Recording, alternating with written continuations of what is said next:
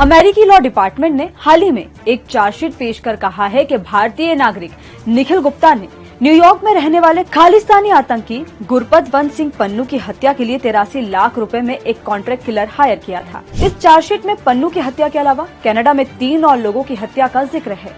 साथ ही इसमें निखिल गुप्ता के अलावा CC1, CS और UC नाम का जिक्र है, जो सीक्रेट एजेंट बताए जा रहे हैं। अमेरिका का दावा है कि हत्याओं की साजिश दिल्ली में बैठे भारत के एक सीक्रेट एजेंट ने रची है, जिसके बाद भारत को एक इन्वेस्टिगेशन पैनल बनाना पड़ा है। दरअसल अमेरिका में रहने वाला 52 साल का भारतीय नागरिक निखिल गुप्ता उर्फ निक ड्रग्स और हथियारों की स्मगलिंग करता है, जिस पर भारत और अमेरिका में कई मामले दर्ज है। खालिस्तानी आतंकी को मारने के आरोप में चेक रिपब्लिक पुलिस ने उसे 30 जून 2023 को हिरासत में लिया है। अमेरिकी लॉ डिपार्टमेंट की प्रेस रिलीज में एक भारतीय सरकारी कर्मचारी का भी जिक्र है, लेकिन उसका नाम नहीं बताया गया। चार्जशीट में उसे CC1 नाम दिया गया है। दावा है कि ये व्यक्ति भारत और अमेरिका में निखिल गुप्ता समेत कई लोगों के साथ काम करता था।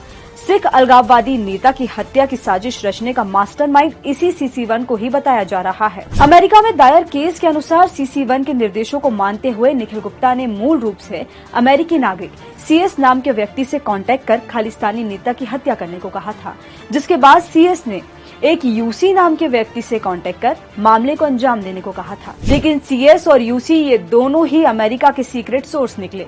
दोनों ने निखिल के खिलाफ सबूत जुटाकर उसे गिरफ्तार करवाया। रिपोर्ट के मुताबिक CC1 यानी भारतीय अफसर हत्या के बदले 1 लाख अमेरिकी डॉलर यानी करीब 83 लाख रुपए देने को तैयार हो गया।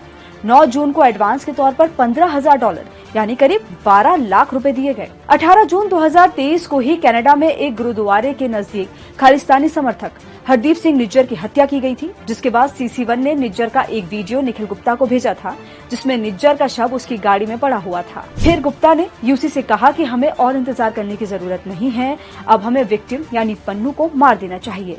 इस चार्जशीट में गुरपतवंत सिंह पन्नू का नाम कहीं नहीं है, उसे विक्टिम की तरह ट्रीट किया जा रहा है। 20 जून को CC1 पन्नू के बारे में एक मैसेज भेजता है और कहता है कि अब ये हमारी हिट लिस्ट में है, और इसी के बाद 30 जून को चेक रिपब्लिक में अमेरिका की रिक्वेस्ट पर निखिल गुप्ता को गिरफ्तार कर लिया जाता है। भारत के सामने ये मामला पहली बार 5-6 अगस्त को सऊदी अरब के जेद्दा में उठा था, जब रूस यूक्रेन पर अमेरिकी नेशनल सिक्योरिटी एडवाइजर ने भारत के NSA चीफ अजीत डोभाल से हत्या की साजिश पर अलग से बात की थी, जिस पर अजीत डोभाल ने कहा था कि ऐसी बात नहीं बनेगी, भारत इस पर तभी एक्शन लेगा जब कोई सबूत और डिटेल हो। लेकिन भारत ने और ठोस सबूत पेश करने को कहा। इसके बाद अक्टूबर में अमेरिका ने भारत को कुछ और सबूत देकर बताया कि वो इस मामले में चार्जशीट तैयार कर रहा है, जिसके बाद भारत ने इस पर गंभीरता से जांच करने का फैसला लिया और 18 नवंबर को हाई लेवल इन्वेस्टिगेशन पैनल बनाया।